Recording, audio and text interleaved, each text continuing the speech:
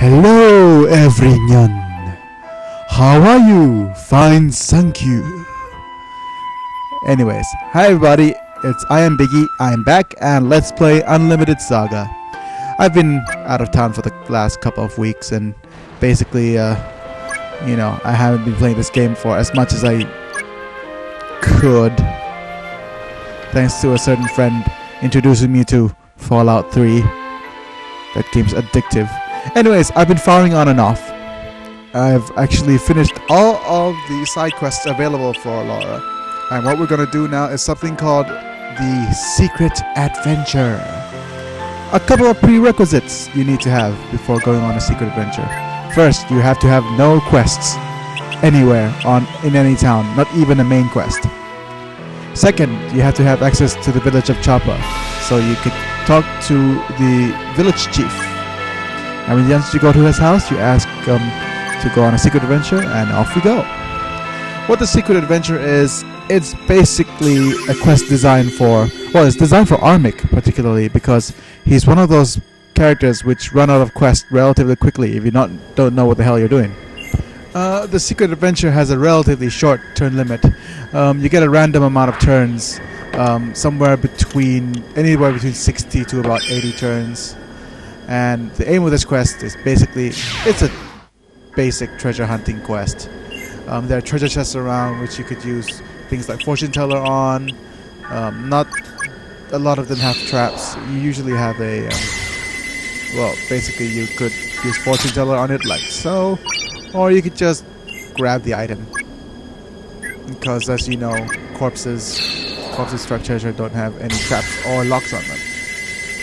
I'm keeping my fingers crossed for a magic blender panel if it does show up. At the moment, I'm having... let's see how our characters progress, shall we? You can see that our character's HP has gone up by a lot. And a couple of attacks like these should do. First, gonna have Judy use magic, so to basically speed up the monster's turn. First, big bite. There should be another attack. Usually these types of ghouls have 2 attacks. And then you just combo into him for super awesome damage. So there's a level 4 punch. And that's the level 4 lightweight punch, but it's one of the more coolest skills and more damaging skills. There you go, very basic strategy with high yielding results. Usually bigger monsters like this one, if they pop up alone, aren't a lot of, they're not a big threat, so to speak. The problem is when they come in groups, because then they get more actions per turn. Anyways, here's an eavesdrop. As you can see, there's a couple of monsters around. Oh, and I guess I'll show you a neat little trick when you're facing stronger monsters that are susceptible to this particular trick.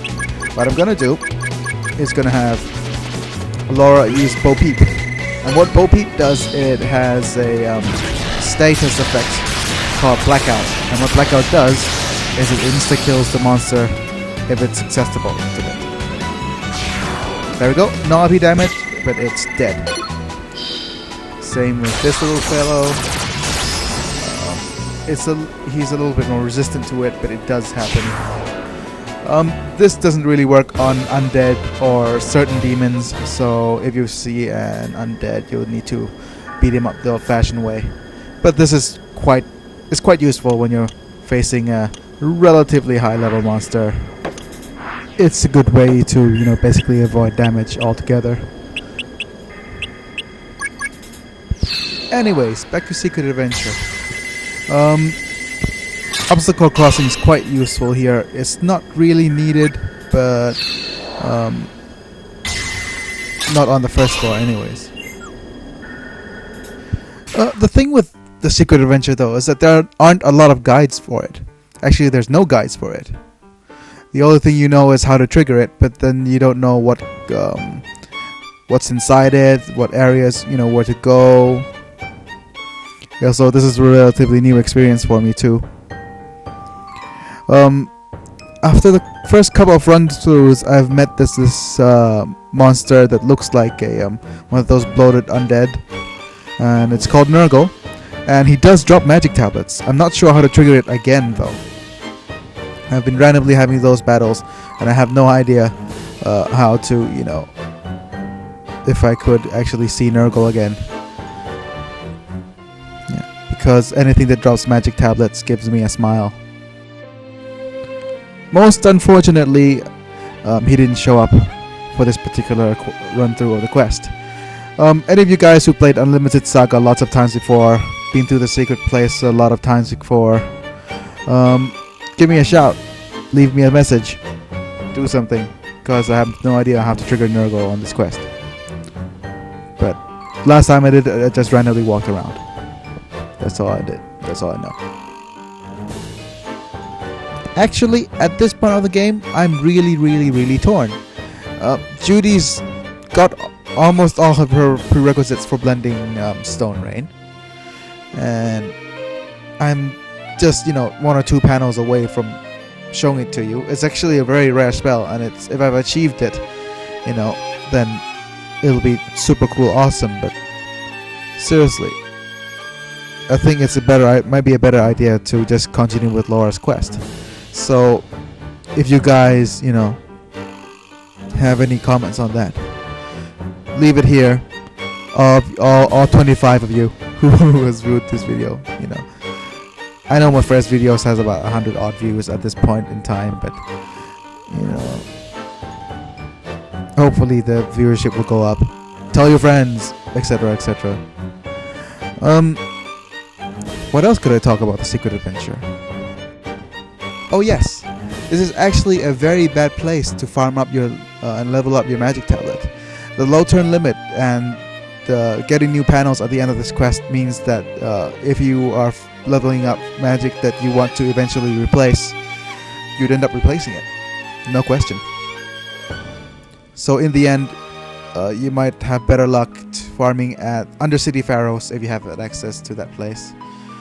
And here, this place is actually better for generally just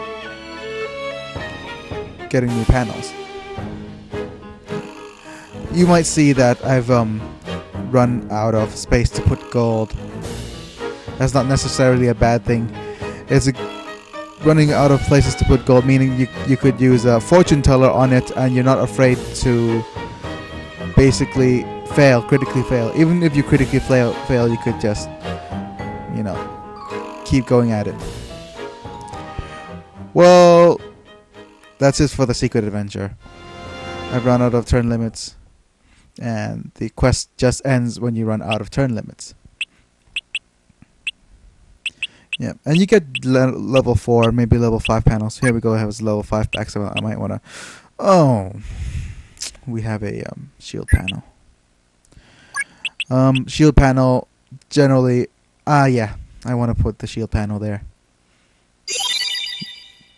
I'm tempted to level up his strength from 72 up to 78, but that's generally better. I'm replacing the Weapon Meister. Even though it's a level 4 panel, it actually doubles as a level 3 panel for all of the other ones. So I'm actually quite torn about it. Should I use Fortune Teller? As you can see here, I'm waiting for my level 4 throw panel from Platyphylum so that she could get her line of melee. And what do we have here? Yes, we have sword in Laura's dump panel so that her strength goes up a tiny little bit.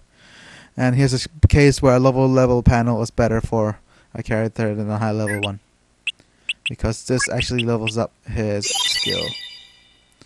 And just dump any old familiar onto Judy. I'm doing it again. As you can see, her dump panel has a magic tablet in it, you know, which is my bad. But she does have a line of keys which keeps her earth level high. Anyways, this is it for the secret adventure. I might return here for a couple of times to level up a little bit. I get one more chance to do that. But for now, bye-bye. See you later.